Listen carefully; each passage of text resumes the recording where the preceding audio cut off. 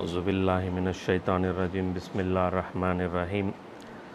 இன்னல் ஹம்துலில்லாஹ் நஹ்மதுஹு நஸ்தஈனுஹு வனஸ்தக்ஃபிருஹு வனுமினு பிஹி வனதவக்கலு அலைஹி வ நஊஸு பில்லாஹி மின் ஷுரூரி அன்ஃபுஸினா வ மின் ஸய்யிஆத்தி அமாலினா மை யஹ்திஹில்லாஹு ஃபலா முஸில்ல லஹு வ மை யுض்லில்ஹு ஃபலா ஹாதிய லஹு வ அஷ்ஹது அல்லா இலாஹ இல்லல்லாஹு வஹ்தஹு லா ஷரீக லஹு வ அஷ்ஹது அன்ன முஹம்மதன் அப்துஹு வ ரசூலுஹு அம்மா பஅத். பக்ராவுடைய 6 வசனம் பார்த்தோம். அப்போ அந்த 6 வசனம் அதில் அல்லாஹ் என்ன சொல்கிறான், இது குர்ஆனுடைய தொடக்கம். இது இப்போ குர்ஆனுடைய தொடக்கம் அப்படிங்கும்போது சில பேசிக்கான விஷயங்கள் முதல்ல அல்லாஹ் அதில் புரிய வைக்கிறான். அதான் சொன்னல, குர்ஆன் இறங்குனது ஒரு ஆர்டராக இருந்தாலும் இப்போ இருக்கிற சீக்வென்ஸ் படி தான் இந்த சமுதாயம் அதோடைய கைக்கு இந்த குர்ஆன் போக போகுதுன்னு அல்லாஹ்வுக்கு தெரியும். ஸோ அதனால் குர்ஆன் ஒருத்தன் புதுசாக படிக்கிறான் அப்படின்னா அவன் முதல்ல தெரிஞ்சிக்க வேண்டிய விஷயங்கள் எது அப்படிங்கிறத அல்லாஹ் முதல்ல இந்த சூரா பக்ராவில் பட்டியல் போட்டு வரான். ஸோ அதனால் அது ரொம்ப இம்பார்ட்டண்ட்டான வசனங்கள். அதனால் ரொம்ப அதோடைய டெப்த்தாக மீனிங் பார்த்துட்டு அதுக்கப்புறம் தான் கொஞ்சம் வேகமாக நம்ம போக முடியும். அப்போது இந்த பேசிக் ஸ்ட்ராங்காக நம்ம புரிஞ்சுக்கணும் குர்ஆனை. இல்லைன்னா பேசிக்கில் மிஸ்டேக் பண்ணிட்டோம் அப்படின்னா மிக மிக பெரிய படிப்பினைகள் எல்லாமே என்ன பண்ணிடுவோம், மிஸ் பண்ணிட்டு போயிடுவோம். அப்படி தான் இன்றைக்கி சமுதாயம் போய்கிட்டும் இருக்குது. குர்ஆனை படிக்கிற முஸ்லீம்கள் அதிகமாக இருக்கிறாங்க, ஆனால் குர்ஆன் படி வாழக்கூடிய முஸ்லீம்கள் ரொம்ப கம்மியாக இருக்காங்க. அதோடைய காரணம் என்ன அப்படின்னா, குர்ஆனை படிக்க வேண்டிய முறைப்படி அதை ஃபாலோ பண்ணக்கூடிய அந்த நோக்கத்தோட முஸ்லீம்கள் அதை அணுகிறதில்ல. அப்போது கடைசியாக எல்லாம் இதில் என்ன சொல்கிறான் அப்படின்னு பார்த்தோம்னா, 6 விஷயம் இருக்கிறவங்களுக்கு தான் குர்ஆன் வழிகாட்டும் அப்படின்னு சொல்கிறான். முதல் விஷயம் இறையச்சம். இறையச்சம் அப்படின்னா என்ன, கொஞ்சமாவது மனசாட்சிப்படி நடந்துக்கிறது. அதாவது கரெக்டாக மட்டும்தான் நான் நடப்பேன் அப்படின்னு ஒரு டிசிப்ளினோடு வாழணும் அப்படிங்கிற அந்த மனப்பான்மை, அந்த மாதிரி குணம் இருக்கக்கூடிய மனிதர்களுக்கு குர்ஆன் வழிகாட்டும் அப்படின்னு நல்லா சொல்கிறான். அதே மாதிரி மறைவானவை நம்பக்கூடிய அந்த பண்பு இருக்கணும் அப்படிங்கிறான். கண்ணுக்கு முன்னாடி தெரிகிற உண்மைகளை நாங்கள் நம்புவோம், கண்ணுக்கு பின்னாடி இருக்கக்கூடிய உண்மைகளை நாங்கள் நம்ப மாட்டோம் அப்படிங்கிறது அல்லாஹ் என்ன சொல்கிறான், அந்த மாதிரி இருக்கக்கூடிய ஆட்களுக்கு குர்ஆன் வழி காட்டாது அப்படிங்கிறான். மறைவான விஷயங்களாக இருந்தாலும் அது உண்மையாக இருக்கும் பட்சத்தில் நம்பணும். அப்போ மறைவானதுன்னா எல்லா மறைவானதும் கிடையாது. அல்லாவும் அல்லாவுடைய அதாவது அஃபீஷியலாக வரக்கூடிய மறைவானது. அல்லாவும் அல்லாவுடைய ரசூலும் சொன்னால் அது என்னது, அஃபீஷியல் ஸ்டேட்மெண்ட்டு. மற்றதெல்லாமே கற்பனைகள், கட்டுக்கதைகள், மறைவானதுன்னு சொல்லிட்டு எல்லாத்தையுமே நம்பிடக்கூடாது. அப்போ இது புரிஞ்சுக்கணும். அப்போ மறைவானதை நம்பக்கூடிய அந்த கெப்பாசிட்டி ஒரு மனுஷனுக்கு இருக்கணும். அப்போ தான் குர்ஆன் வழிகாட்டும். அடுத்தது தொழுகை. தொழுகைங்கிறது என்ன, செயல்பாடு. செயல்படக்கூடிய அந்த தன்மை இருக்கணும். இந்த காதில் வாங்கி இந்த காதில் போட்டுட்டு போகிறவனுக்கு குர்ஆன் ஒரு யூஸும் இல்லை, யூஸ் வராது. அதே மாதிரி அடுத்தது என்ன அப்படின்னா, பணத்தாசை இருக்கக்கூடாது. பணத்து மேலே அந்த வெறி பிடிச்சி, பணம்ங்கிறது எல்லாருக்கும் ஆசை இருக்கும், அது வேறு விஷயம். அந்த வெறி, அது எந்த வழியில் வந்தாலும் நான் அடைய பார்ப்பேன் அப்படிங்கிற அந்த வெறியில் இருக்கக்கூடியவனுக்கு வழிகாட்டாது. அப்போ ஒருத்தனுக்கு வெறி இருக்கா இல்லையான்னு எப்படி தெரிஞ்சுக்கணும்னு பார்த்தீங்கன்னா, அவன் தர்மம் செய்ய மாட்டான். இந்த மாதிரி ஊரை அடித்து உலையில் போடுறது, இந்த மாதிரி ஹராமான வழிகளில் சம்பாதிக்கிறவங்க பார்த்திங்கன்னா தர்மம் செய்ய மாட்டாங்க. ஸோ அப்போ தர்மம் ஒரு முக்கியமான டெஸ்ட்டாக, குவாலிஃபிகேஷனாக அல்லாஹ் சொல்கிறான். அடுத்தது எல்லா வேதங்களையும் நம்பணும். அதாவது தங்களை மட்டுமே பெருசாக நினச்சிக்கூடாது, மற்ற வேதங்களையும் மதித்து நம்பக்கூடியவங்களாக இருக்கணும். அடுத்தது என்ன, மறுமையை நம்பணும்.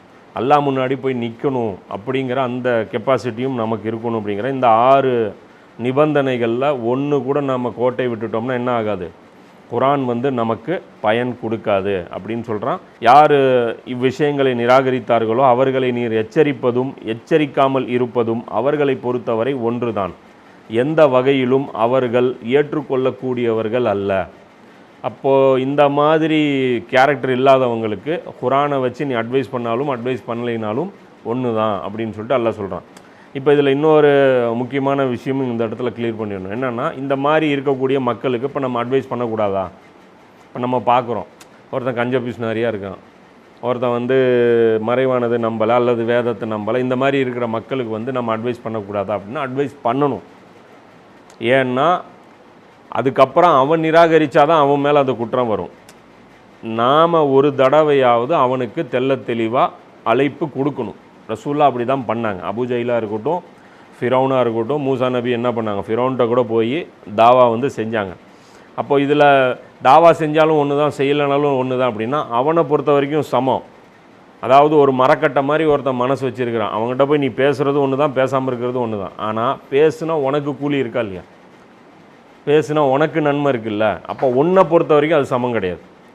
ஃபிரௌன்கிட்ட போய் நீ தாவா செய்யலைன்னா உனக்கு என்ன கிடைக்காது, நன்மை கிடைக்காது. ஃபிரௌன்கிட்ட போய் நீ தாவா செஞ்சேன்னா உனக்கு நன்மை கிடைக்கும். அப்போ புரியுதா இல்லையா, அப்போ உனக்கு சமம் கிடையாது, அவனுக்கு தான் சமம்.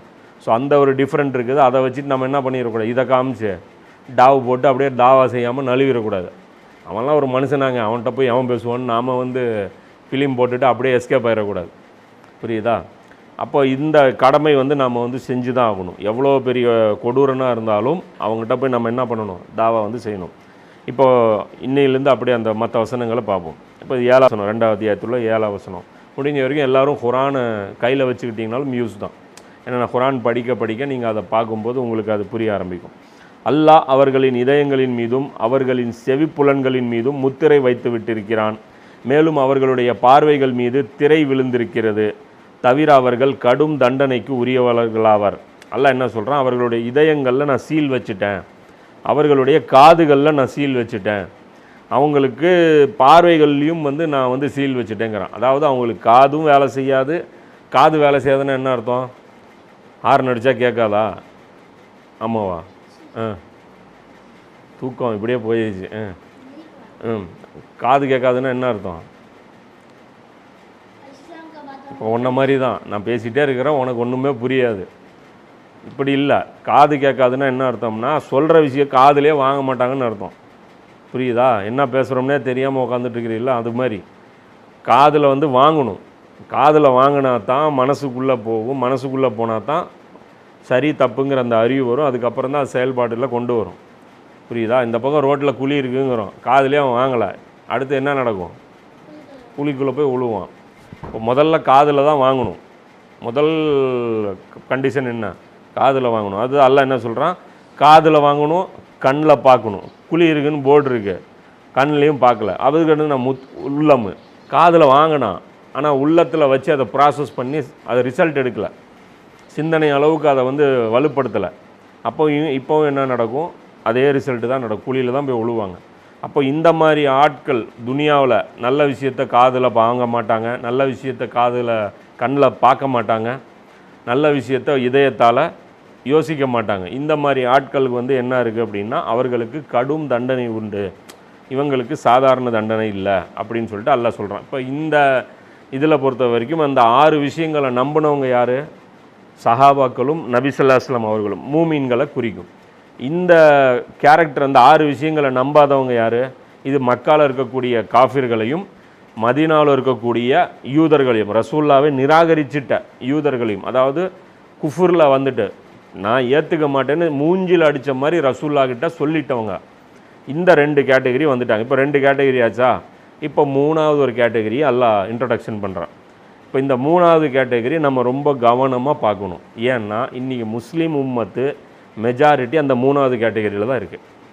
அது என்ன கேட்டகரின்னு பார்த்தோம்னா நயவஞ்சகர்கள். இப்போ நயவஞ்சகர்கள்னால் சிம்பிளாக நாம் என்ன நினச்சிட்டு இருப்போம், இஸ்லாத்துக்குள் வேணும்னே ஒரு இந்து அல்லது ஒரு கிறிஸ்டின்னு வேணும்னே என்ன பண்ணுறான், முஸ்லீம்களுக்குள்ளே ஒரு பிரச்சனையை உண்டு பண்ணுறதுக்காக வேணும்னே மதம் மாறின மாதிரி ஒரு வேஷம் போடுறான். இந்த ஜேம்ஸ் பாண்டு இந்த ஸ்பை எல்லாம் பண்ணுவாங்களே, இந்த மாறு வேஷத்தில் வந்து அந்த உளவு வேலை பார்க்குறதுக்காக அப்படியே அவங்களோடவே மாறிக்குவாங்க.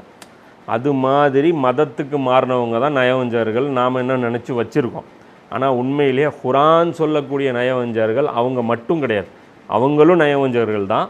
இன்னும் நயவஞ்சகரில் குவாலிட்டி இருக்குது. இப்போ நயவஞ்சகர்கள் ஒரு கேட்டகரியும் இங்கே வந்து இருக்குது. இப்போ இந்த கேட்டகரியை பற்றி அல்லாஹ் குரானில் ஸ்டார்டிங்கில் புரிய வைக்கிறான். இப்போ இன்னொரு முக்கியமான இதில் படிப்பினையும் நமக்கு யூஸ் ஆகுது பாரு.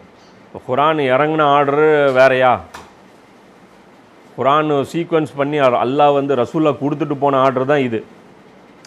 குரான் இறங்கின வரிசைப்படி இந்த வசனங்கள்லாம் எங்கே வந்திருக்கும், கடைசியில் வந்திருக்கும். ஆனால் அல்லாஹ் இப்போ எங்கே வச்சுட்டான், குரானுடைய ஸ்டார்டிங்கில் வச்சுட்டான். இப்போ இன்றைக்கி முஸ்லீம் வந்து குரான் ஸ்டார்ட் பண்ணும்போதே இந்த வசனம் ஃபஸ்ட்டு வருது. அப்போ இந்த வசனங்கள் வந்து நமக்கு யூஸ் ஆகும். மெஜாரிட்டி 150-200 கோடி பேருக்கு இந்த குரானுடைய இந்த ஸ்டார்டிங்லேருந்து தான் அந்த மெசேஜ் போகும் அப்படிங்கிறது அல்லாஹ் வந்து யூஸ்ஃபுல்லாக வச்சுருக்கிறான். புரியுதா? இப்போ அந்த வகையில் இது யூஸ் ஆகுது பார்த்தியா? அதில் அல்லாஹ் வந்து இப்போ இந்த நயவஞ்சர்கள் பற்றி அல்லாஹ் என்ன சொல்கிறான், இன்னும் சிலர் இருக்கிறார்கள். அல்லாஹ் சொல்கிறான் இன்னும் சிலர் இருக்கிறாங்க, அல்லாஹ்வையும் இறுதி தீர்ப்பு நாளையும் நம்பியிருக்கிறோம் என கூறுவோரும் மனிதர்களில் உள்ளார்கள், ஆயினும் அவர்கள் நம்பிக்கை கொண்டோர் அல்ல. இப்போ அபூஜஹில் வந்து சொல்லுவான் நான் அல்லாஹ்வை நம்புகிறேன், அல்லாஹ் மறுமை நம்புகிறேன்ட்டு சொல்ல மாட்டான். மதீனாவில் இருந்த யூதன் சொல்லுவான் அல்லாஹ்வை நம்புகிறேன், அல்லாஹ் மறுமை நம்புகிறேன்ட்டு சொல்ல மாட்டான். ஆனால் இப்படி ஒரு குரூப் இருக்குது, அல்லாஹ்வை நம்புகிறேன் கயாமத் நாளை நம்புகிறேன்னு ஒரு கூட்டம் சொல்லுது, ஆனால் அவங்க நம்பிக்கை கொண்டோர் அல்ல. இப்படி கூறி அவர்கள் அல்லாஹ்வையும் நம்பிக்கை கொண்டோரையும் ஏமாற்றுகின்றனர். இப்படி சொல்லி ஊரை ஏமாத்துறாங்க, அல்லாஹ்வை ஏமாத்துறாங்க, முஸ்லிம்களை ஏமாத்துறாங்க. ஆனால் உண்மையில் அவர்கள் தம்மை தாமே ஏமாற்றி கொள்கின்றனரை அன்றி வேறில்லை, எனினும் இதனை அவர்கள் உணர்வதில்லை. இதில் அல்லாஹ் என்ன சொல்கிறான், இப்படி சொல்கிறவங்க உண்மையிலே யாரை ஏமாத்துறாங்க, அல்லாஹ்வை ஏமாத்தலை, அவங்களே ஏமாற்றிக்கிறாங்க. அப்போது இந்த கேட்டகிரி யார்? அப்போ இந்த கேட்டகிரி இப்போ இதில் தொடர்ச்சியாக அவங்கள பற்றி உதாரணம்லாம் வரும், அடுத்தடுத்த உதாரணங்கள் அல்லாஹ் சொல்கிறான். இப்போ நயவஞ்சர்கள்லையும் பல கேட்டகிரி இருக்குதுன்னு 2-3 கிளாஸுக்கு முன்னாடியே நான் சொல்லியிருந்தேன். அதில் என்ன சொல்லியிருந்தேன், ஒன்று மக்காவிலேயே ஒரு நயவஞ்சகர் கூட்டம் இருந்தது, ஹிஜ்ரத்து பண்ண முடியாமல். அதாவது ரசூல்லா தான் ஹக்கில் இருக்காங்கன்னு தெரியும், ஆனால் ஹிஜ்ரத்துடைய அந்த தியாகத்திற்கு முன் வரல. ஹிஜ்ரத்துனா என்ன, ஒன்ஸ் விட்டுட்டு போனால் திரும்பி வரக்கூடாது. நல்லா புரிஞ்சுதா? ஒன்ஸ் இங்கே வந்து ஒரு 10 கோடி ரூபாய் நீ பங்களா கட்டிட்ட, மதீனாவுக்கு நீ போயிட்ட, மறுபடியும் இஸ்லாமிய ஆட்சிக்குள்ளே மக்கா வந்துருச்சு, எல்லாம் ஸ்மூத்து. இப்போ நீ மதீனாக்கா போகலாமா? ரசூல்லா கூட ஹிஜ்ரத்து பண்ணவங்களுக்கு அது ஒரு கண்டிஷன். ஹிஜ்ரத்து ஒரு தடவை வீட்டை விட்டு போயிட்டா மறுபடியும் வந்து தங்கக்கூடாது. அப்போ எவ்வளோ கஷ்டம் பார்த்துங்க. எல்லாம் விட்டுட்டு போய் மறுபடியும் கொஞ்ச நாள் செட்டாகி வரலாமில்ல. ஆனால் அல்லாஹ் வச்சது என்னென்னா போனது தான். அது சொந்த வீடு கிடையாது, அது வந்து சொத்து எல்லாமே வந்து தூக்கி கொடுத்துடணும், அவ்வளோதான். அப்போது ஹிஜ்ரத் வந்து அவ்வளோ கஷ்டமானது. அப்போது இதை தூக்கி கொடுக்கறதுக்கு ஒருத்தனுக்கு பிஸ்னஸ் எவ்வளோ டெவலப் பண்ணியிருப்பான், ஊருக்குள்ளே எவ்வளோ ஸ்டாண்ட் பண்ணியிருப்பான், அப்போ அதெல்லாம் விட்டுட்டு வர்றதுன்னா எவ்வளோ கஷ்டமாக இருக்கும். ஆனால் ரசூல்லா காலத்தில் அதான் சொல்கிறேன்ல, இஸ்லாத்தை பொறுத்த வரைக்கும் ஒவ்வொரு காலம் அந்த காலகட்டம் வந்து டிசைட் பண்ணும் நம்ம எவ்வளோ தியாகம் பண்ணணும், நம்ம எவ்வளோ வந்து உழைப்பு கொடுக்கணுன்ட்டு. அப்போ அந்தந்த காலகட்டத்துக்கு தகுந்த தியாகத்தை விட கம்மியாக பண்ணாலும் நயவஞ்சகத்தனம், பண்ணாமல் இருந்தாலும் நயவஞ்சகத்தனம். நீ 100 ரூபா அளவு தியாகம் பண்ண வேண்டிய இடத்துல 50 ரூபா அளவு பண்ணினாலும் நீ வந்து நயவஞ்சகம்தான். 100 ரூபா பண்ண வேண்டிய இடத்துல நீ 100 ரூபா தான் பண்ணணும். 10 ரூபா கொடுக்க வேண்டிய இடத்துல 10 ரூபா கொடுத்தா போதும். அப்போ சிச்சுவேஷன் தான் டிமாண்ட் பண்ணும் எவ்வளோ பெரிய கான்ட்ரிபியூஷன் கொடுக்கணுன்ட்டு. அப்போ இந்த இடத்துல எல்லாம் அந்த நயவஞ்சர்களில் பல வெரைட்டி இருந்தாங்க. இப்போ இந்த இடத்துல அல்லாஹ் குறிப்பிடுற நயவஞ்சர் இந்த பர்டிகுலர் 2வது அத்தியாயத்தில் 8வது வசனமும் 9வது வசனமும் குறிப்பிடக்கூடிய நயவஞ்சகர்கள் யார் அப்படின்னு பார்த்தீங்கன்னா, யூத மதத்திலிருந்து முஸ்லீம்களாக மாறின சில நயவஞ்சர்கள். இவங்க யூதர்களாக இல்லை, ஆனால் முஸ்லீமாக வந்துட்டாங்க. முஸ்லீமாக இருக்காங்க, ஆனால் முழு முஸ்லீமாக இல்லை. அதனால் அவங்க என்ன சொல்கிறாங்க, களிமா என்ன இருக்குது, அல்லாஹ்வை நம்பணும், அல்லாஹ்வுடைய ரசூலை நம்பணும். ஆனால் இவங்க களிமா என்னவா இருக்குது, அல்லாஹ்வை நம்புகிறோம், மறுமை நாளை நம்புகிறோங்கிறாங்க. அல்லாஹ்வையும் மறுமை நாளையும் நம்புகிறோங்கிறாங்க. லா இலாஹ இல்லல்லாஹ் முஹம்மது ரசூல்லா தான் சொல்லணும். ஆனால் இவனுங்க ரசூல்லாவை நம்ப மாட்டோங்கிறாங்க. அப்போ ரசூல்லாவை மிஸ் ஆகுது இங்கே. அப்போ இதில் ரசூலை வந்து மிஸ் ஆகுதுன்னா என்ன காரணம்? இது ஒரு முக்கியமான பாயிண்ட். இது குரான்லேயே ரொம்ப ரொம்ப முக்கியமாக நம்ம முஸ்லீம் சமுதாயம் அணுக வேண்டிய பாயிண்ட்டு. ஏன்னா குரானுங்கிற ஒரு புக் இருக்குது, மறுமைங்கிற ஒரு மறைவான ஒரு வாழ்க்கை இருக்குது. இப்போ குரான் உன் கையில் கொடுத்துட்டு சொல்லுது, குரான் வந்து சொல்லுது நன்மை போய் சம்பாதிச்சிட்டு வா அப்படிங்குது. இப்போ நன்மை எப்படி சம்பாதிக்கிறது? என் இஷ்டத்துக்கு நான் செய்வேன். நான் பாட்டுக்கு நிறைய தொழுவேன், நிறைய நோன்பு வைப்பேன், நான் வந்து குரான் வந்து படிச்சுக்கிட்டே இருப்பேன். எனக்கு என்னெல்லாம் குரான்லேருந்து தோணுதோ நான் குரானை ஃபாலோ பண்ணுறேங்கிற நினப்பில் செய்வேன். ஆனால் நன்மை சம்பாதிக்கணும், நபி ஸல்லல்லாஹு அலைஹி வஸல்லம் அவர்கள் எந்த மாதிரி நன்மை சம்பாதிச்சாங்களோ அந்த வழியில் போய் நீ நன்மை சம்பாதிக்கணும். இது வந்து ரொம்ப கஷ்டம். இது நம்ம போக போக நம்ம புரிஞ்சுக்குவோம். ரசூலுல்லாஹ் எந்த வழியில் நன்மை கற்றுக் கொடுத்தாங்களோ அந்த வழியில் நன்மை சம்பாதிக்கணும். இன்றைக்கி நம்மளுடைய முஸ்லீம் ஜமாத்துகள் இவங்க எல்லாருமே நன்மையான காரியம் செய்கிறாங்களான்னு கேட்டால் கண்டிப்பாக நன்மையான காரியம் செய்கிறாங்க. அனாதை ஆசிரமம் நடத்துகிறாங்க, முதியோர் இல்லம் நடத்துகிறாங்க, மதரசா பாடத்திட்டம் நடத்துகிறாங்க. இது மூணுமே ரசூலுல்லாஹ் செய்யலை. நபி ஸல்லல்லாஹு அலைஹி வஸல்லம் ஒரு மதரசா கட்டலை, அனாதைகளுக்கு ஒரு அனாதை ஆசிரமம் கட்டலை, குழந்தைங்களுக்கு யத்தீம்கானா கட்டலை, விதவை அப்புறம் இது வந்து கொடுக்கல, இதுவும் பண்ணல. எது முதியோர் இல்லமும் நபி ஸல்லல்லாஹு அலைஹி வஸல்லம் அவங்க பண்ணல. அதே மாதிரி வந்து பார்த்திங்கன்னா இந்த பள்ளிவாசலில் இப்போ நீங்கள் நம்ம செய்யக்கூடிய அந்த சடங்குகள் இதெல்லாம் இந்த அளவுக்கு ரசூலுல்லாஹ் காலத்தில் நடக்கலை. அப்போது இதெல்லாம் நம்ம எங்கேருந்து இந்த சுன்னத்தை எடுத்தோம்? நம்ம எங்கேருந்து எடுத்தோம்? நம்ம வந்து பார்த்தோம் கிறிஸ்டின்லாம் இப்படி பண்ணிகிட்டு இருந்தாங்க, மதர் தெரசாவுக்கு ரொம்ப பேர் வந்துட்டு இருக்குது, அங்கெல்லாம் பார்க்குறோம் கிறிஸ்டின்கள் இந்த இது வச்சுருக்காங்க அது வச்சுருக்காங்கன்னு சொல்லிட்டு நாம் பண்ணுறோம். இதெல்லாம் நம்ம ஏற்படுத்திக்கிட்ட நன்மைகள். இதுக்கெல்லாம் பண்ணலாமான்னு கேட்டால் பண்ணலாம். இன்றைக்கி அதுக்கு பணம் கேட்டால் தந்துடாமல் இருக்காதீங்க, கொடுங்க. இன்றைக்கி பொறுத்த வரைக்கும் காலத்தின் தேவையாக இருக்குது. ஆனால் இதை செஞ்சுட்டு நம்ம ரசூலுல்லாஹ் செஞ்ச அளவுக்கு நன்மை செஞ்சிட்டோன்னு நம்ம நம்பிடக்கூடாது. இது ஒரு பக்கம் நீங்கள் ஐடியா பண்ணி செய்யுங்க, ஒன்றும் பிரச்சனை இல்லை, செய்யலாம். ஆனால் ரசூலுல்லாஹ் எடுத்த வேலைகள் எல்லாம் நம்ம கையில் எடுத்தோமா அப்படிங்கிறது தான் மேட்ரு. அப்போது நன்மை அப்படின்னா குரானில் நாமளாக பார்த்து சில விஷயங்களை ஒருத்தர் தொழுகையை வர வேலையே வச்சுக்கிறாங்க. ஒரு ஜமாத்து தப்லீக் ஜமாத்துன்னு வச்சுக்குது. அந்த ஜமாத்துடைய வேலை பணின்னா தொழுகைக்கு வராதவங்கள வீட்டு வீடாக போய் வாங்க தொழுகைக்கு வாங்க தொழுகைக்கு வாங்க தொழுகைக்கு வாங்கன்னு கூப்பிடுவாங்க.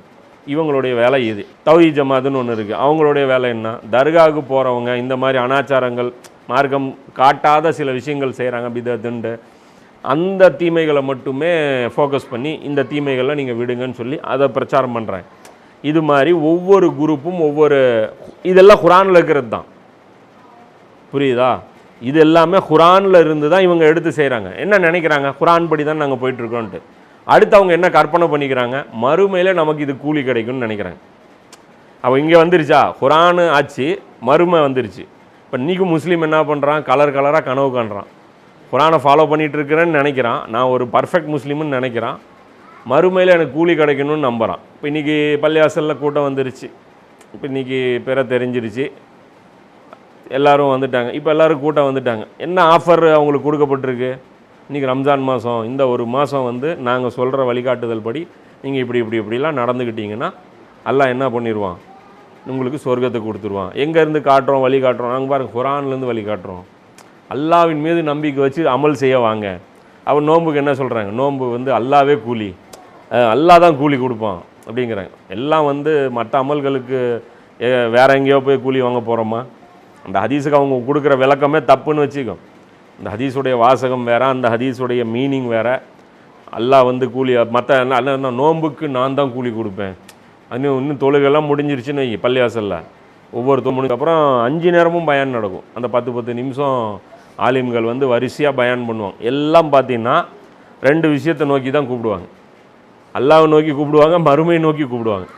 ரசூலுல்லாஹ்வுடைய வழிமுறைன்னு ஒன்று இருக்குது. அது என்ன வழிமுறை? அதெல்லாம் குரானில் நம்ம உள்ளே போகும்போது வரும். அப்போது அந்த விஷயங்களை வந்து இவங்க வந்து ஸ்கிப் பண்ணுவாங்க. அது வந்து பார்த்தோன்னா ரொம்ப கஷ்டமானது. அப்போ ரசூலுல்லாஹ்வுடைய வழிமுறை ஃபாலோ பண்ணால் ரசூலுல்லாஹ்க்கு என்னெல்லாம் கிடைச்சதோ அது எல்லாம் நமக்கும் கிடைக்கும்.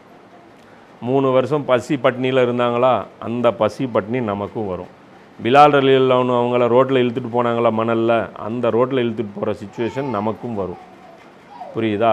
ஒவ்வொரு ஸ்டேஜஸும் அந்த உமர் சீரீஸில் வருது இல்லை, நபி ஸல்லல்லாஹு அலைஹி வஸல்லம் அவங்களுக்கு என்னென்ன அவங்களுடைய அந்த தாவா எப்படியெல்லாம் கிராஜுவலாக ட்ராவல் ஆகி வருது, அந்தந்த இடங்களில் அது அப்படியே வந்துக்கிட்டே இருக்கும். இப்போ இன்றைக்கி முஸ்லீம்கள் என்ன பண்ணிக்கிறாங்க? நம்மளை ஏமாற்றிக்கிறாங்க. அதுக்கு வந்து அல்லாஹ் என்ன சொல்கிறான்? இப்படி அவங்க முஸ்லீம் வேஷம் போட்டுக்கிட்டு முஸ்லீம்களையும் அல்லாவையும் ஏமாத்துறாங்க. இதில் எந்த முஸ்லீம்கள் அல்லாஹ் இன்னொரு முஸ்லீம்களை சொல்கிறாங்க அப்படின்னா, எந்த முஸ்லீம்களை ஏமாத்துறாங்கன்னா, இந்த 6 விஷயத்தை நம்பி அதற்கான விலையை கொடுத்துட்டு ஒரு முஸ்லீமில் ஒரு குரூப் இருக்கும். எது? இறையச்சம் இருந்து, என்ன இறையச்சம் இருந்து மறைவானதை நம்பி தொழுகை தர்மம் எல்லா வேதங்களையும் நம்புறது, மறுமையை நம்புறது, இது எல்லாத்தையுமே ஃபாலோ பண்ணிவிட்டு 100% முஸ்லீமாக ஒரு கூட்டம் வாழ்ந்துட்டுருக்கு. அந்த முஸ்லீமில் இந்த கூட்டம் இப்போ கலந்துருக்கு. அன்னைக்கு வந்து 90% பியூர் முஸ்லீமு, 10% இந்த நயவஞ்சக முஸ்லீம் இருந்தது. இன்றைக்கி அப்படியே உல்டாவாயிருச்சு. 99.9% நான் சொல்கிறது 1999% இந்த மாதிரி முஸ்லீம், ஃபேக் முஸ்லீம், போலி முஸ்லீம் வந்து சுற்றிட்டு இருக்கிறான். ஒருத்தன் தான் முஸ்லீம்னு அந்த அல்லாஹ் சொல்லக்கூடிய அந்த முஸ்லீம் கேட்டகரியில் வரக்கூடியவன் இன்றைக்கி ஊருக்குள்ளே ஒருத்தன் தான் சுற்றிட்டு இருக்கிறான். நினச்சிட்டு இருக்கிறான் என்னன்னா மறுமையில் அவனுக்கு ஜெயிச்சிருவான் அப்படின்னு நினச்சிட்டு இருக்கிறான். அப்போ அது அல்லாஹ் சொல்கிறான், அவர்களுடைய நெஞ்சங்களில் நோய் இருக்கிறது. அல்லாஹ் இந்நோயை அவர்களுக்கு இன்னும் அதிகப்படுத்தி விட்டான். மேலும் அவர்கள் பொய்யுரைத்து கொண்டிருந்த காரணத்தால் கொடிய தண்டனையும் அவர்களுக்கு உண்டு. அப்போ அந்த யூதர்களை பார்த்து அல்லாஹ் சொல்கிறான், இவங்களுக்கு ஒரு நோய் இருக்குங்கிறான். இதில் அதனால் நல்லா புரிஞ்சுங்க, இது யூதர்களை பார்த்து சொல்கிறான். யூதர்களை பார்த்துன்னா அது யூதர்களோடு போயிடாது. யூதன் வந்து சாராயம் குடித்தா பனிஷ்மெண்ட்டு கிடைக்கும், யூதன் அல்லாதவன் முஸ்லீம் சாராயம் குடித்தா பனிஷ்மெண்ட்டு கொடுக்காம எல்லாம் விட்டுருவானா? அப்போ ஒரு எக்ஸாம்பிளுக்கு தான் இவங்களை வந்து எல்லாம் மேற்கோள் காட்டுறான். இந்த குற்றத்தை யார் செஞ்சாலும் அவங்க குற்றவாளி தான். அப்போ ஆதமுடைய ஒரு மகன் கொலை செஞ்சான், அவனுக்கு மட்டும்தான் குற்றம், மற்றவன் கொலை செஞ்சால் குற்றம் இல்லையா? எவன் கொலை செஞ்சாலும், கொலைன்னு எவன்லாம் செய்கிறானோ அவன் எல்லாருமே குற்றவாளி தான். அப்போ இவங்களுடைய அந்த நெஞ்சத்தில் நோய் இருக்குது அப்படின்னு சொல்லிட்டு அல்லாஹ் சொல்கிறான். அது என்ன நோய் அப்படின்னு பார்த்தோம்னா, குரான் வந்து நோயின்னு என்ன பேசுதுன்னு பார்த்தோன்னா, பொறாமையை பற்றி நோய்ங்குது. பொறாமை வந்து ஒரு நோய் அப்படிங்குது. நயவஞ்சகத்தையும் நோயின்னு சொல்லுது. இப்போ இந்த இடத்துல அல்லாஹ் என்ன சொல்கிறான், இந்த ரெண்டுமே அவங்களுக்கு இருக்குது. நயவஞ்சகத்தனமும் இருக்குது, பொறாமை இருக்குது. என்ன பொறாமை? நபி ஸல்லல்லாஹு அலைஹி வஸல்லம் அவர்கள் நபியாக தேர்வு செய்யப்பட்டாங்கள்ல, அதுவே அவங்களுக்கு பொறாமை தான். ஏன்னா அந்த பனி இஸ்ராயல்களுக்கு தான் தொடர்ச்சியாக மூசா நபியிலிருந்து ஈசா நபி வரைக்கும் 1400 வருஷம் நூற்றுக்கணக்கான நபிமார்கள் தொடர்ச்சியாக வழிகாட்டிகிட்டு இருந்தாங்க. அப்போ இவங்க அல்லாஹ் கொடுத்த ஒரு பணியை வந்து அவங்க செய்யலை. அது வந்து குரானில் 45 வசனத்துலேருந்து ஸ்டார்ட் ஆயிரும். அவங்க என்ன மிஸ்டேக் பண்ணாங்க, அவங்க என்ன பண்ணாங்கங்கிறது எல்லாம் ஸ்டார்ட் பண்ணுவோம். அது போக புரிஞ்சிடும் என்ன பொறாமை, ஏன் பொறாமைங்கிறது இதில் இந்த அத்தியாயத்திலே இருக்குது. இப்போ அவங்களுக்கு என்ன ஆகிப்போச்சு, அந்த வேலையை அவங்க சரியாக நிறைவேற்றாததனால் அல்லாஹ்வுடைய அந்த வழிகாட்டுதலை 100% பின்பற்றாமல் அதற்கு சரியான ஒத்துழைப்பு கொடுக்காததன் காரணமாக அந்த உம்மத்துடைய அந்த நுபுவத்தை பறித்து எழுத படிக்க தெரியாத இந்த கூட்டத்துக்கு அல்லாஹ் நுபுவத்தை கொடுத்தான். இப்போ அந்த முகமதுங்கிற அந்த மூவி கூட அப்லோட் பண்ணியிருக்கிறோம்ல, அதில் சப்ஜெக்டே அதுதான்.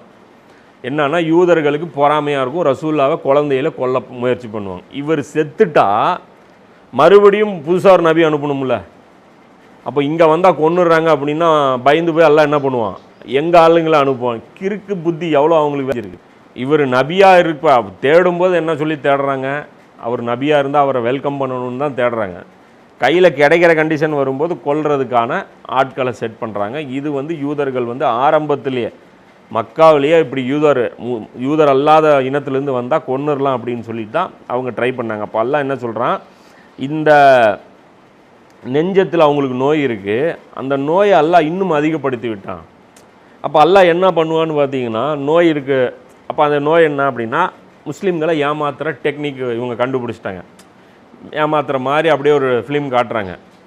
முஸ்லீமு ஏமாந்த மாதிரி இவங்களும் நம்புகிறாங்க. நம்பிட்டு அடுத்த நாள் அவன் போனால் என்ன பண்ணுவான், அடுத்த நாள் தெம்பா வந்து இன்னும் ஏமாற்றுவான். கான்ஃபிடென்ட் இருக்கும்ல, நேற்று யாரும் நான் ஏமாத்துனதுக்கா, நேற்று நான் போய் சொன்ன எடுபட்டுருச்சு, இன்றைக்கி என் போய் இன்னும் எடுபடும் அப்படின்னு என்ன பண்ணும், நாளைக்கு 2 போய் சேர்த்து சொல்லுவான். இதுதான் நோய் அதிகமாகுது. படிப்படியாக அந்த தவறிலிருந்து வெளிவராமல் அந்த தவறை வந்து அடுத்தடுத்து அவன் செஞ்சுக்கிட்டே போவான். அப்போ எப்படி போய்கிட்டே இருக்கிறான். அதுக்கு அல்லாஹ் சொல்கிறான், இப்படி அதிகமாக்கி விட்டான். மேலும் அவர்கள் பொய்யுரைத்த கொண்டிருந்த காரணத்தினால் கொடிய தண்டனையும் அவர்களுக்கு உண்டு. அவங்க பொய் சொன்னாங்கள்ல, என்னன்ட்டு அல்லாஹ் ஈமான் கொண்டிருக்கோம், மறுமையை ஈமான் கொண்டிருக்கோன்னு சொல்கிறாங்கல்ல, இது உண்மை கிடையாது, பொய்யே. இந்த பொய் சொன்ன காரணத்தினால நான் என்ன பண்ணுறேன், அவங்களுக்கு பொறுமையாக தண்டனை கொடுக்குறேன் அப்படின்னு சொல்லிட்டு அல்லாஹ் சொல்கிறேன். இன்னும் அவர்கள் பூமியில் குழப்பம் விளைவிக்காதீர் என அவர்களிடம் சொல்லப்பட்டால் நிச்சயமாக நாங்கள் சீர்திருத்தம் செய்பவர்களே என அவர்கள் கூறுகிறார்கள். எச்சரிக்கை, நிச்சயமாக அவர்கள்தாம் குழப்பவாதிகளாவர், ஆயினும் இதனை அவர்கள் உணர்ந்து கொள்வதில்லை. பல்ல என்ன சொல்கிறான், அவங்க என்ன பண்ணுறாங்க, இல்லை முஸ்லீமாவும் இல்லை, நடுவில் இருக்கிறான். கேட்டால் என்னங்கிறான், நான் அல்லாஹ்வை நம்புகிறேன்ல, நான் வந்து வேதங்களை நம்புகிறேன்ல, மறுமை நம்புகிறேன்ல, என்னை வந்து போட்டு நீங்கள் ஏன் இது பண்ணுறீங்க? நாங்கள் பேலன்ஸ் பண்ணுறோம். யூதர்களுக்கும் முஸ்லீம்களுக்கும் நடுவில் இருந்துட்டு நாங்கள் என்ன பண்ணுறோம்? பேலன்ஸ் பண்ணுறோம். அவங்கள மாதிரியும் கொஞ்சம் நடந்துக்கிறோம், இவங்கள மாதிரியும் கொஞ்சம் நடந்துக்கிறோம். இப்போ இன்றைக்கி இந்த பேலன்ஸ் பண்ணுற வேலையை யார் பண்ணிட்டுருக்கா? முஸ்லீம்கள் பண்ணிட்டுருக்காங்க. இன்றைக்கி நம்ம முஸ்லீம்களுடைய லைஃபு கல்ச்சர்லாம் எப்படி இருக்குது? முஸ்லீம்னு அவனே சொன்னால், வாயை திறந்து சொன்னால் மட்டும்தான் தெரியும். இன்னும் ஒரு போஸ்டிங்கு பதவியெல்லாம் வந்து உக்காண்டான்னு வச்சுக்க, அவன் நேம் போர்டு மட்டும் பார்க்கலைன்னா கண்டிப்பாக அவன் முஸ்லீம்னு கண்டுபிடிக்கவே முடியாது. நீ தொப்பி போட்டு போனால் அவன் சலாம் கூட சொல்ல மாட்டான். ஒரு கவர்மெண்ட் ஆஃபீஸராகவோ ஒரு டாக்டராகவோ உக்காண்டாங்கன்னு வச்சுங்க, டாக்டர் இன்றைக்காவது சலாம் சொல்லி கேள்வி பார்த்துருக்கோமா? டாக்டர்லாம் ஆகிட்டாங்கன்னா அவ்வளோதான். அவங்க வந்து அப்படி போயிட்டாங்க. அவங்க 3ஆவது வானத்துலேருந்து அப்படியே ஷிஃப்ட் ஆகி போயிட்டாங்க. அவங்களாம் சலாமுக்கு ரிப்ளைலாம் சொல்ல மாட்டாங்க. இன்ஜினியர் ஆகிட்டாங்க, பெரிய ஆஃபீஸர், ஐஏஎஸ் ஆகிட்டாங்க, ஆஃபீஸர் ஆகிட்டாங்க. அவங்களெல்லாம் வந்து முஸ்லீம்ங்கிறத பாய்ங்கிறதோட சாருன்னு தான் கூப்பிட்றது விரும்புவாங்க. அப்போ அந்த மாதிரி போயிடுவாங்க. அவங்க லைஃப் ஸ்டைல் வேறு மாதிரி போயிடும். அதில் இன்னும் என்ன அப்படின்னா, கல்ச்சர் பார்த்திங்கன்னா இங்கிலீஷ் கல்ச்சரும் அந்த கண்ட்ரியில் என்ன கல்ச்சர் இருக்கோ அதை அப்படியே அடாப்ட் பண்ணிக்குவாங்க. ஆனால் இஸ்லாம் வந்து வேற ஒரு கல்ச்சரில் வாழ சொல்லியிருக்கும். இப்போ இந்த கல்ச்சரை விடுறது வந்து பாரமாக இருக்கும். புரியுதா? கல்ச்சரை விடுறது வந்து பாரமாக இருக்கும். இப்போ இந்த மாதிரி வந்து அவங்க போயிடுவாங்க. கேட்டால் என்ன பண்ணுவாங்க? பேலன்ஸ் பண்ணிகிட்ருக்குறோம் அப்படின்னு நினச்சிக்குவாங்க. ஆனால் இவங்களும் வந்து கேட்டால் இவங்க என்ன சொல்லுவாங்க? ரசூலுல்லாஹ் இவர் ஒருத்தர் தான் நாங்கள் ஏற்றுக்க மாட்டேங்கிறோம், சில சுன்னத்துகள் தானே நாங்கள் ஃபாலோ இருக்கோம் அப்படிங்கிற அந்த விஷயத்தில் வந்து அவங்க இது பண்ணுறாங்க. அப்போ அதெல்லாம் சொல்கிறான். இன்னும் மற்ற மனிதர்கள் ஈமான் கொண்டது போல் நீங்களும் நம்பிக்கை கொள்ளுங்கள் என அவர்களிடம் சொல்லப்பட்டால், மூடர்கள் நம்பிக்கை கொண்டது போல் நாங்களும் நம்பிக்கை கொள்வதா என்றே அவர்கள் பதில் சொல்கிறார்கள். எச்சரிக்கை, நிச்சயமாக இவர்கள்தான் மூடர்கள் ஆவார், எனினும் இதனை அவர்கள் அறிவதில்லை. அவங்கக்கிட்ட போய் மற்ற மனிதர்கள் நம்பிக்கை கொண்டது மாதிரி நீங்களும் நம்பிக்கை கொள்ளலாம்ல, ஏன் முழு முஸ்லீமாக நீங்கள் மாற மாட்டீங்க? இதே அம்மார் பின் யாசிர் இருக்கார், பிலால் இருக்கார், அபூபக்கர் இருக்கார், உமர் இருக்கார், இவரை மாதிரி நீங்களும் முழுசாக முஸ்லீமாக மாறுங்கன்னா அவங்களுக்கெல்லாம் அறிவும் இல்லை, ஒரு மண்ணாங்கட்டியும் இல்லை. குடும்ப குட்டியெல்லாம் கொண்டு போய் பசியிலையும் பட்னிலையும் வாட விட்டுட்டு இஸ்லாமுங்கிற பேரில் உட்காந்துட்ருக்காங்க. நாங்கள் வந்து எவ்வளோ டெக்னிக்காக இஸ்லாத்தை ஃபாலோ பண்ணிட்டுருக்கோம். அவங்க எவ்வளோ ஸ்மார்ட்டு திங்கிங் நம்மலாம். நாங்கள் பார்த்தீங்களா, இப்போ அவங்க 3 வருஷமாக அபு தாலிப் கனவாயில் இருக்காங்களா? இப்போ என்னாச்சு? முஸ்லீம்னு வெளிப்படையாக சொல்ல போய் தானே அபுஜெயில் வந்து அவங்க மேலே நடவடிக்கை எடுத்து 3 வருஷம் கொண்டு போய் இதில் போட்டு வச்சுருக்கான். நாங்கள் என்ன பண்ணோம்? முஸ்லீம்னு காமிச்சிக்கல. ஆனால் என்ன பண்ணுறோம்? வீட்டுக்குள்ளே தொழுகிட்டு இருக்கோம்ல. அப்போ தொழுகைக்கு சொர்க்கம் இருக்குன்னு இருக்கா இல்லையா? தொழுகைக்குன்னு சொர்க்கத்தில் ஒரு வாசல் இருக்கா இல்லையா? பூந்துட மாட்டோமா? இப்போ அதே தான் இன்றைக்கி பிளானிங்கு. நோம்புக்குன்னு ஒரு வாசல் இருக்குல்ல, எப்படி அதில் கொடுத்தானே ஆகணும்? அப்போ அல்லாஹ் அமலை அழிச்சிருவான். நபியை பின்பற்றாமல் ஒரு சில அமல்களை செஞ்சுட்டு அல்லாஹ்கிட்ட கொண்டு போய் மறுமையில் இந்த அமல்களை நீட்டினோம்னா அல்லாஹ் அழிச்சிருவான். அப்போ எந்த அமல்களை ஏற்றுக்குவான்? மொத்த குரானில் என்ன இருக்குன்னு முதல்ல நம்ம தெரிஞ்சுக்கணும். அதுக்கப்புறம் ஒவ்வொன்றா ஃபாலோ பண்ண ஆரம்பிக்கணும். அதுக்கப்புறம் தான் அல்லாஹ்கிட்ட கூலி எதிர்பார்க்க முடியும். அப்போ இவங்களை பற்றி முட்டாள்கள் நம்பிக்கை கொண்டது போல் நாம் நம்பிக்கை கொள்ளணுமாங்கிறேன். ஏன் இந்த வார்த்தையை பேசுகிறாங்க முட்டாள்கள்ன்ட்டு? ஏன்னா அல்லாவுக்காக ஊரை விட்டுட்டு போகிறது பைத்தியக்காரத்தனமாக இருக்குது. ஹிஜ்ரத்து பண்ணுறது பைத்தியக்காரத்தனமாக இருக்குது. அபூபக்கர் வந்து அந்த அபுதாலிப் கனவாயில் கொண்டு வருவார்ல, சாப்பாட்டுக்கு என்ன இருக்குது அப்படிங்கும்போது வீட்டில் இருக்கிற பொருள்லாம் கொண்டாந்துட்டு வருவார். உமர் ஒரு கழுதையில் கொண்டு வந்துட்டுருப்பார், இவர் 2 கழுதையில் கொண்டு வந்துட்டுருப்பார் அபூபக்கர்.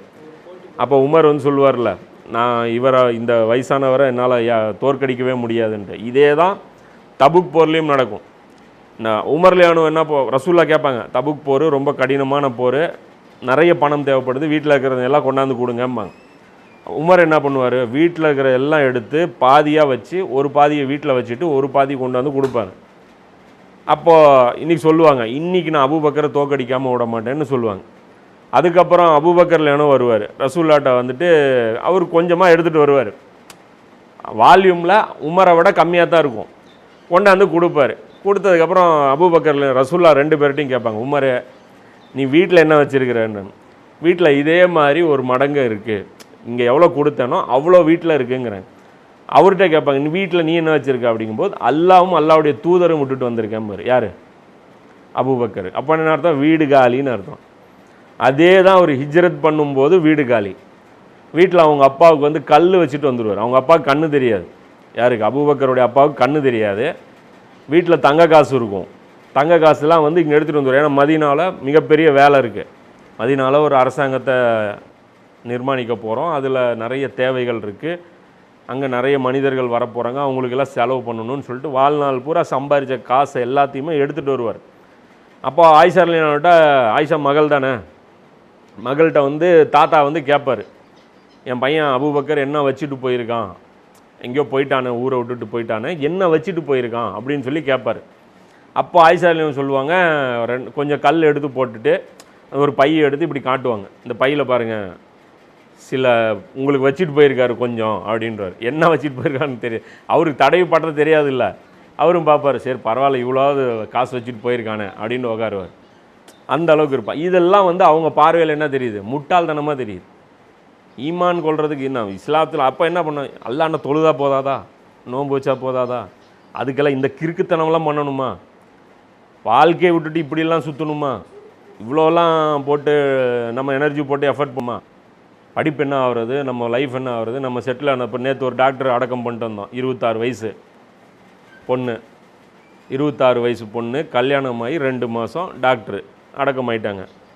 அப்போ நைட்டு பகலாக படித்த அந்த உழைப்பு பயனில்லாமல் போச்சா? பொண்ணு என்ன நல்ல பொண்ணு அதெல்லாம் நமக்கு தெரியாது, அது அல்லாஹ்வாச்சு அவங்களாச்சு. நான் சொல்கிறது என்னென்னா, துனியாவுக்கு நமக்கு பயன் தரும்னு சொல்லிட்டு 26 வருஷம் நம்ம எஃபர்ட் போடுறோம்ல, அப்போ அந்த 26 வருஷம் நம்ம மறுமைக்காகவும் கூடவே பேலன்ஸில் அதை விட்டுட்டு இங்கே வர சொல்லலை, ரெண்டுமே பேலன்ஸ் பண்ணணும். அப்போ என்ன பேலன்ஸ் பண்ணணும்னா, இன்னும் குரான் என்ன டிமாண்ட் பண்ணுதோ அது எல்லாமே கொடுக்கணும். இன்னும் நான் சொல்லலை குரான் என்ன டிமாண்ட் பண்ணுது, என்னென்ன செய்யணும்னு சொல்லலை. அதோடைய லிஸ்ட்டு ரொம்ப பெருசு. அதான் நான் சொல்லலை, காலம் சூழல் தேவைப்படும். குரானோட கனெக்டடாக இருக்கும்போது தான் அது வந்து உங்களுக்கு ஒவ்வொன்றா வந்து ஓப்பன் ஆகும். இன்றைக்கி ஒரே ஒரு நாளில் உட்காந்துட்டு குரான் என்னெல்லாம் கேட்குது, இஸ்லாம் என்னெல்லாம் டிமாண்ட் பண்ணுதுன்னு சொல்ல முடியாது. ஏன்னா மக்காவில் ஒரு தேவை இருக்கும், மதீனாவில் ஒரு தேவை இருக்கும், தபுக் நடக்கும்போது ஒரு தேவை இருக்கும், மக்கா வெற்றியின் போது ஒரு தேவை இருக்கும். சிச்சுவேஷன் மாற மாற தேவைகளும் மாறிட்டே இருக்கும். அப்போது இதுக்காக சொல்கிறேன் அப்படின்னா, இந்த உலக வாழ்க்கை நிச்சயம் கிடையாது. அப்போ நம்ம ஃபோக்கஸ் வந்து மறுமையில் ஜெயிக்கணுங்கிற அந்த டார்கெட் வச்சுக்கிட்டோம்னா என்ன ஆகும்னா, குரான் என்ன டிமாண்ட் பண்ணுதோ அதை கொடுத்துடணும். ஆனால் அதை நம்ம செய்யும்போது ஊர் நம்மளை என்ன சொல்லும், பைத்தியக்காரன்னு சொல்லும். ஊர் நம்மளை என்ன சொல்லும், இதெல்லாம் நமக்கு தேவையா, இவ்வளோ தூரம் ரிஸ்க் எடுக்கணுமா, இவ்வளோ தூரம் நீங்கள் வந்து இது பண்ணணுமா, உங்களுடைய லைஃப்பை வந்து சேலஞ்ச் பண்ணிக்கணுமா அப்படிங்கிற மாதிரி கேட்பாங்க. அந்த டைமில் வந்து அதான் இங்கே அல்லாஹ் சொல்கிறான், இன்னும் மற்ற மனிதர்கள் ஈமான் கொண்டது போல் நீங்களும் நம்பிக்கை கொள்ளுங்கள் என அவர்களிடம் சொல்லப்பட்டால், மூடர்கள் நம்பிக்கை கொண்டது நாங்கள் நம்பிக்கை கொள்வதா என்றே அவர்கள் பதில் சொல்கிறார்கள். எச்சரிக்கை, நிச்சயமாக இவர்கள்தான் மூடர்கள், ஆயினும் இதை அவர்கள் அறிவதில்லை. இன்னும் இறை நம்பிக்கை கொண்டிருப்போரை அவர்கள் சந்தித்தால் நாங்கள் நம்பிக்கை கொண்டிருக்கிறோம் என கூறுகின்றனர். மேலும் தங்கள் ஷைத்தான்களுடன் அவர்கள் தனிமையில் இருக்கும்போது நிச்சயமாக நாங்கள் உங்களுடன் தான் இருக்கிறோம், உண்மையில் நாங்கள் அவர்களை பரிகாசம் செய்து கொண்டிருக்கிறோம் என சொல்கின்றனர். அவங்க என்ன பண்ணுறாங்க, முஸ்லீம்கள்கிட்ட இருக்கும்போது நான் உங்கள் ஆளுங்கிறது, அவங்க ஆளுங்களோட டீமில் இருக்கும்போது என்ன சொல்கிறாங்க, நான் அவங்க ஆளுங்கிறது. கேட்டால் என்னங்கிறாங்க, அங்கே போய் உட்காந்துட்டு இருந்தேன் அப்படின்னா சும்மா ஓட்டினேன், அவங்கள கிண்டல் பண்ணேன், அங்கே என்ன நடக்குதுன்னு பார்க்கலான்னு போனோம்பா. போனால் ஏதோ அவர் என்னமோ மென்ட்ல இது மாதிரி பேசிகிட்டு இருக்கிறாரு, இவங்கெல்லாம் என்னமோ பயங்கரமாக அப்படியே உருகி கேட்டுட்ருக்காங்க, ஒரே காமெடியாக இருந்துச்சு அப்படிமா. அப்போ இந்த காமெடி வந்து இவங்களுக்கு காமெடி, அல்லாஹ் என்ன சொல்கிறான், உங்களை பார்த்தா என்ன காமெடியாக இருக்குடாங்கிறான். ஏன்னா உங்களுக்கு எவ்வளோ பெரிய சுலுக்கு இருக்குதுன்னு தெரியாமல் உங்களை பார்த்தா இவங்க முஸ்லீம்களை பார்த்து சிரிக்கிறாங்க, அல்லாஹ் என்ன பண்ணுறான், உன்னை பார்த்தா எனக்கு சிரிப்பாக இருக்குடாங்கிறான். நான் உன்னை வந்து பரிகாசம் பண்ணுறதுக்காக அப்படிங்கிறான். அல்லாஹ் அவர்களை பரிகாசம் செய்து கொண்டிருக்கிறான். அவன் என்ன சொல்கிறான், முனாஃபிக்கு, நாங்கள் அவங்கள கிண்டல் பண்ணிட்டு இருக்கோங்கிறான். ஆனால் அல்லாஹ் சொல்கிறான், அல்லாஹ் அவர்களை பரிகாசம் செய்து கொண்டிருக்கான். அட முட்டாள்களா, நீங்கள் கிண்டல் பண்ணலடா, நான் அவங்களை கிண்டல் பண்ணிட்டுருக்கேன். அவன் அவர்களுக்கு அவகாசம் அளித்து கொண்டிருக்கிறான். இது சும்மா ஃப்ரீயாக விட்டுருக்கான் பாரு, அதுவே கிண்டலுங்கிறான். ஏன்னா நாளுக்கு நாள் உன்னுடைய பாவம் அதிகமாகிட்டே போகுது. இவன் 10 நாளில் சேர்த்தானா 10 நாள் பாவத்துக்கு தண்டனை அனுப்பிச்சா போதும். இவன் 20 நாள் வாழ்கிறான், 70 நாள் வாழ்கிறான். இவன் லைஃப் நீளமாக ஆக என்ன அர்த்தம், இன்னும் அவன் பாவம் சேர்த்துக்கிட்டே போய் இந்த நாய் 1ஆம் நம்பர் நரகத்தில் டீப்பில் போய் விழுவணுங்கிறதுக்கு எல்லாம் முடிவு பண்ணிட்டான்னு அர்த்தம். அப்போ நீங்கள் நம்ம பார்க்குறோம்ல, சில பேருக்கு உலகத்தில் ரொம்ப பெரிய அட்டூழியம் பண்ணுவாங்க, வயசு பார்த்தோன்னா ரொம்ப பெருசாக இருக்கும். நமக்கே தெரியும் 75 வயசு 80 வயசு 90 வயசுலாம் கடந்து வாழ்ந்துட்டு இருப்பான், நல்லா இருப்பான். இன்றைக்கி 75 வயசில் ஜம்முன்னு அப்படி ஏறி போயிட்டுருப்பான். நம்மளால் மாடி ஏற முடியாது, மாடி ஏறுவோம், ஃப்ளைட் ஏறுவோம், அப்படி போவோம், அப்படியே சூப்பராக இருக்கும். அது மாதிரிலாம் இருக்காங்க. ஏன் இருக்காங்கன்னா பாவம் அதிகமாக்கிக்கணும்னு சொல்லி எல்லாம் அவங்கள கிண்டல் பண்ணி விட்டுட்டுருக்கான். நல்ல ஆளாக இருப்பாங்க, 40 வயசில் போயிடுவாங்க, 50 வயசில் போயிடுவாங்க, 60 வயசில் போயிடுவாங்க. ஆனால் அது நல்லவனாக இருந்தால் இன்னும் கொஞ்ச நாள் விட்டுருந்தா நன்மை சம்பாரிச்சிருக்கலாம்னா, நன்மைக்கு பரிசு கொடுக்குறதுக்கு எல்லாம் சீக்கிரம் கூட்டிகிட்டு போயிட்டான், அவ்வளோதான். அப்போ அந்த அடிப்படையில் இப்போ இதில் வந்து இவங்க என்ன பண்ணுறான்னா, அல்லாஹ் வந்து அவங்கள கிண்டல் பண்ணுறான், அவர்களுக்கு அவகாசம் அளித்து கொண்டிருக்கிறான். அவர்களோ வரம்பு மீறிய நடத்தையில் கண்மூடித்தனமாக உழன்று கொண்டே இருக்கார்கள். கண்ணு மண்ணு தெரியாமல் அவங்க குருட்டுத்தனமாக போயிட்டுருக்காங்க அவங்க வாழ்க்கையில்.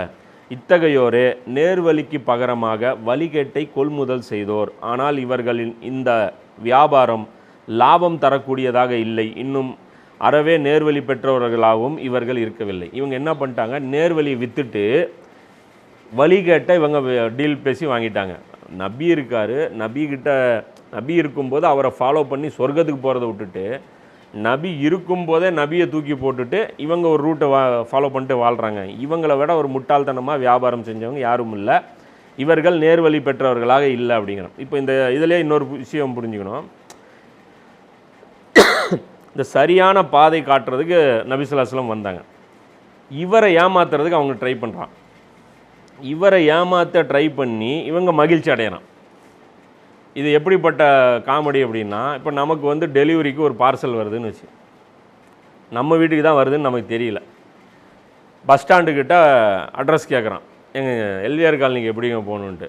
நம்ம என்ன பண்ணுறது, பயங்கர காமெடி, நம்ம பயங்கரமான ஆள். என்ன பண்ணுறது, எல்விஆர் காலனிக்கு எப்படி போகணுன்னா கரூர் போகிற அட்ரஸ் காமிச்சு இதில் போங்க அப்படின்றது. அப்புறம் என்னங்க 2 பேரும் எப்படி வேணும், பைத்தியக்காரனாகி போயிட்டான் அப்படிங்க. இங்கே வீட்டுக்கு வந்தால் தெரியும் எவன் பைத்தியக்காரன்ட்டு. நமக்கு வர வேண்டிய பார்சல் எங்கேயோ வெளியே போயிடுச்சு. இப்போ இவங்க 2 பேரும் என்ன நினச்சாங்க, மண்டை காஞ்சிருப்பான்ல அப்படின்ட்டு. இங்கே வந்துட்டு இன்றைக்கி வர வேண்டிய பார்சல் வரவே இல்லை. இப்போ யார் மண்டை காஞ்சா? அப்போ அதுதான் அல்லாஹ் சொல்கிறான், நீங்கள் காமெடி பண்ணல பாபா, உங்களை வச்சு நான் காமெடி பண்ணிகிட்ருக்கிறேங்க. நீங்கள் காமெடி பண்ணல, உங்களை வச்சு நான் காமெடி பண்ணுறீங்க. அதான் இதுக்கு அல்லாஹ் உதாரணம் ஒன்று சொல்கிறான். இத்தகையோரின் உவமானம் ஒரு உதாரணத்தை போல் இருக்கிறது. இப்போ இந்த நயவஞ்சர்களுக்கு ஒரு உதாரணம் அல்லாஹ் சொல்கிறான். ஒருவர் தீயை மூட்டினார். இது நயவஞ்சர்களுடைய உதாரணம் இல்லை, இது காஃபிர்களுடைய உதாரணம். அது அவரை சுற்றிலும் ஒளி வீசிய போது அல்லாஹ் அவர்களின் ஒளியை பறித்து விட்டான். மேலும் எதையுமே அவர்கள் காண முடியாத நிலையில் அவர்களை இருள்களில் விட்டு விட்டான். அவர்கள் செவிடர்களாக, ஊமையர்களாக, குருடர்களாக இருக்கின்றனர். எனவே இப்பொழுது அவர்கள் மீள மாட்டார்கள். இது யார் அப்படின்னா, யூதர்களில் ஸ்ட்ரெயிட் ஃபார்வர்டாக நிராகரிச்சிட்டாங்களே, ரசூல்லா வந்து ஏற்றுக்க மாட்டோம், நீங்கள் அரபு இனத்துலேருந்து வந்துட்டீங்க, உங்களை நான் ஏற்றுக்க முடியாதுன்னு சொன்னாங்களே, அவங்கள பார்த்து அல்லாஹ் சொல்கிறான். இவங்க எப்படிப்பட்டவங்க அப்படின்னா, ஒருவர் ஒரு தீயை மூட்டுறார். ஒருத்தர் வந்தார், இருட்டாக இருக்குது, வெளிச்சம் தேவைப்படுது, அதற்காக தீயை மூட்டுறார். அந்த காலத்தில் தீயை மூட்டினா தான் வெளிச்சம். அப்போது விறகுலாம் கொண்டு வந்தார், அடுக்குனார், பெருசாக நெருப்பு கிரியேட் பண்ணார். இவர் வந்து தீயை மூட்டுறார். அது அவரை சுற்றிலும் ஒளி வீசிய போது அல்லாஹ் அவர்களின் ஒளியை போக்கிவிட்டான். அது யாருக்கு வெளிச்சம் கொடுக்கணும்னு அவர் நெருப்பை மூட்டினாரோ அந்த கூட்டத்துடைய அந்த கண் பார்வையை அல்லாஹ் என்ன பண்ணிட்டான், பிடுங்கிட்டாங்கிற. இப்போ இதுக்கு உதாரணமாக விளக்கமாக என்ன சொல்கிறாங்கன்னு பார்த்தோம்னா, இந்த நெருப்பு மூட்டின ஆள் யாருன்னா மூசா நபி. மூசா நபி தான் அவங்களுக்கு அடையாளம் காட்டுறாங்க. மதீனாவுக்கு போங்க, அங்கே ஒரு இறை தூதர் வருவார், அந்த இறை தூதரை நீங்கள் ஃபாலோ பண்ணுங்கன்னு தான் தௌராத்தில் இருக்குது.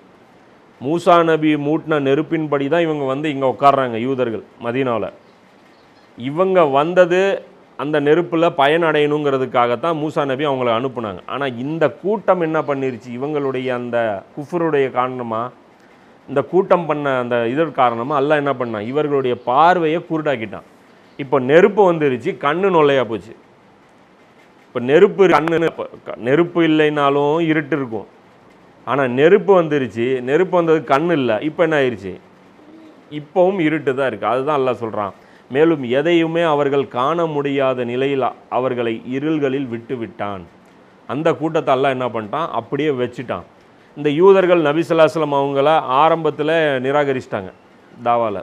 அதுக்கப்புறம் அவங்க மாறவே இல்லை. அதுக்கப்புறமா அவங்க என்ன பண்ணிருந்தாங்க, விதவிதமாக பிளான் பண்ணிட்டே இருந்தாங்க. பத்ரில் ஒரு கூட்டத்தோடு சேர்ந்தாங்க, உஹதில் ஒரு கூட்டத்தோடு சேர்ந்தாங்க, அகல் போரில் ஒரு ஐடியா பண்ணாங்க. இதெல்லாம் ஒர்க் அவுட் ஆகலன்னு போய் பாரசீகத்தில் போய் அங்கே போய் போட்டு கொடுக்க முயற்சி பண்ணாங்க. கிஸ்ராட்ட போய் வேலையை பார்த்தாங்க, ரோமாபுரியில் போய் வேலையை பார்த்தாங்க. இந்த மாதிரியான வேலையெல்லாம் அவங்க இறங்கிட்டாங்க. அல்லாஹ் சொல்கிறான், அவர்கள் செவிடர்களாக, ஊமையர்களாக, குருடர்களாக இருக்கின்றனர், எனவே இப்பொழுது அவர்கள் மீள மாட்டார்கள். இப்போ இந்த கூட்டம் அவ்வளோதான் அவுட்டு. இவங்களுக்கு அதான் அந்த சீலுன்னு வந்ததில்லை, அந்த 6 விஷயம் ஃபாலோ பண்ணாத அந்த கேட்டகரியில் இவங்க வந்துட்டாங்க, இவங்க அவுட்டு அப்படின்னு சொல்கிறாங்க. இது முழுசாக எதிர்த்த இந்த யூதர்களை குறிக்கும். இப்போ 2வது ஒரு உவமானம் அல்லாஹ் சொல்கிறான், அல்லது இவர்களுடைய உவமானம். இப்படி ஒரு எக்ஸாம்பிள், இன்னொரு எக்ஸாம்பிள் இருக்குது அப்படிங்கிறான். என்ன அப்படின்னா, வானத்திலிருந்து கடும் மழை பொழிந்து கொண்டிருக்கிறது. வானத்திலிருந்து கடும் மழை பொழிந்துட்டு நைட்டு நேரம். அத்துடன் கார் இருள்னா என்ன, கருகும்முன்னு இருக்கக்கூடிய இருள், இடியும் மின்னலும் உள்ளன. அந்த கருகும்முல இருக்கக்கூடிய இருளில் இடியும் மின்னலும் இருக்குது.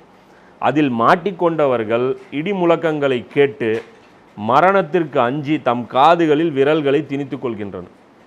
அவங்க என்ன பண்ணுறாங்க, மாட்டிக்கிட்டு இருக்க அந்த பயத்துக்கு அதிலிருந்து தப்பிக்கிறதுக்கு என்ன பண்ணுறாங்க, காதை பொத்திக்கிறாங்க. மேசியத்தை நிராகரிக்கும் இத்தகையோரை அல்லாஹ் எல்லா பக்கங்களிலிருந்தும் சூழ்ந்து கொண்டிருக்கிறான்.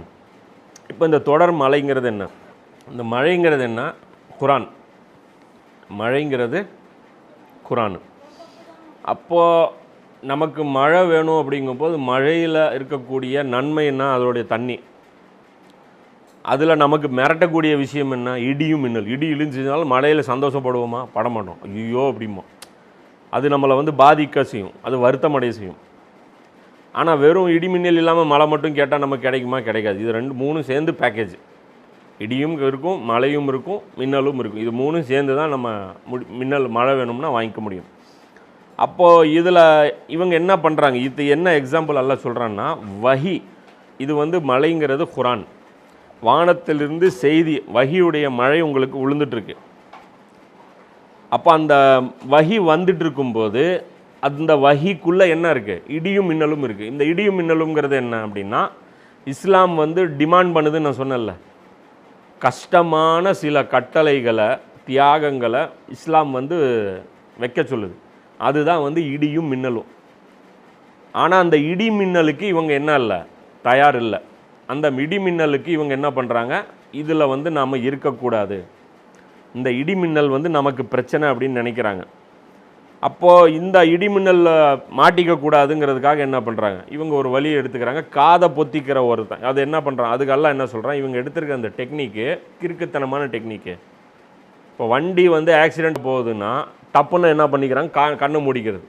என்ன ஆக்சிடெண்ட் ஆகாதுன்னு நினச்சிக்கிறாங்க. ஆனால் ஆக்சிடெண்ட் ஆகும், நீ உனக்கு தெரியாது.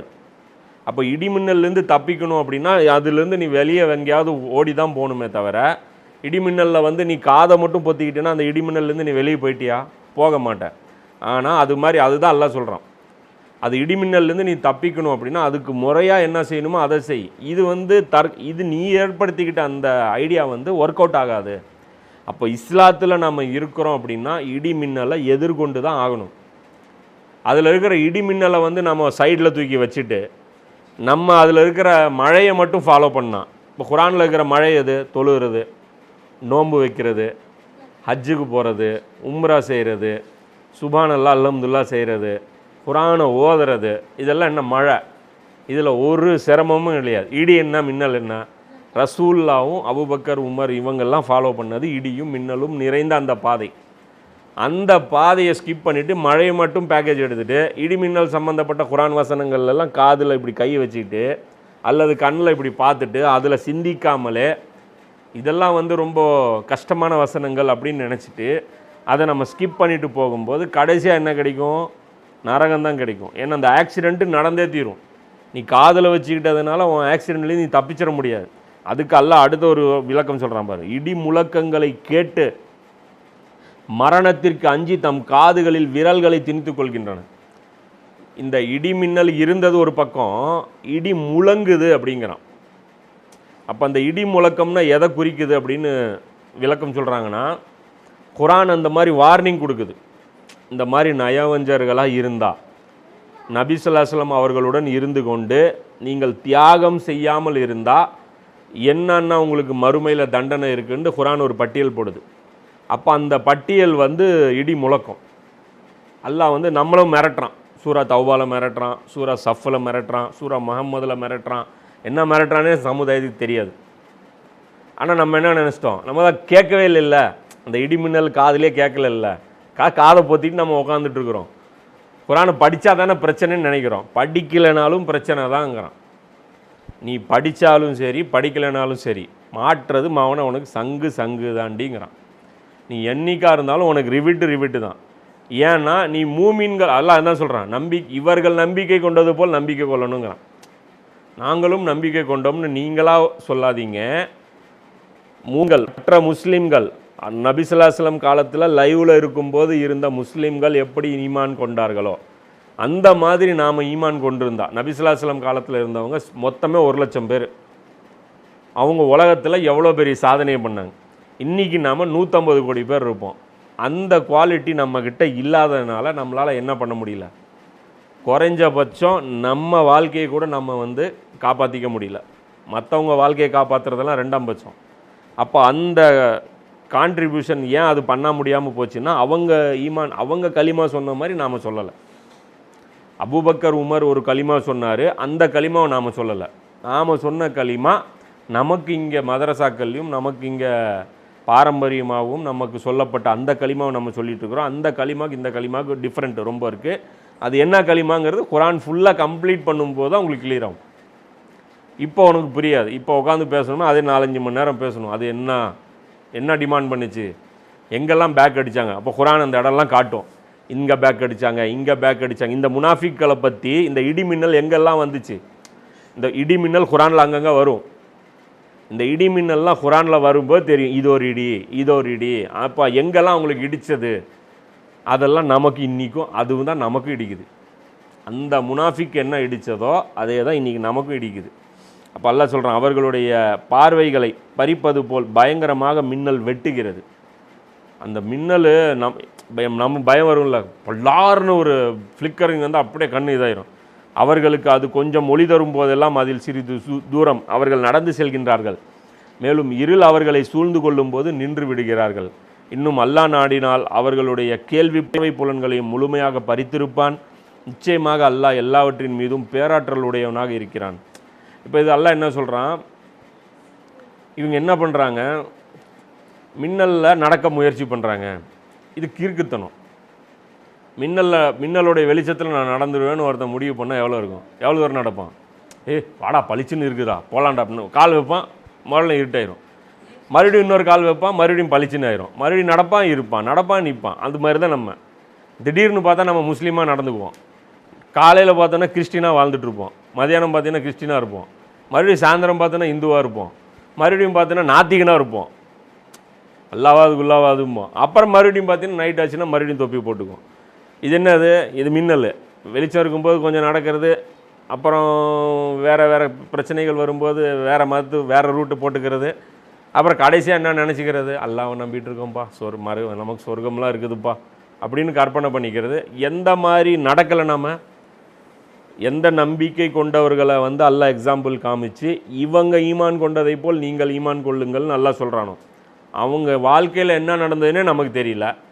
அப்போ எப்படி நம்ம வந்து அவங்களுடைய அந்த ஈமானை வந்து நம்ம இருக்கோமா இல்லையான்னு கன்ஃபார்ம் பண்ணுறது? அப்போ முதல்ல நம்ம என்னென்ன கடமை ஆகுது, அவங்க எப்படி ஈமான் கொண்டாங்கன்னு நம்ம முதல்ல தெரிஞ்சுக்கணும்ல.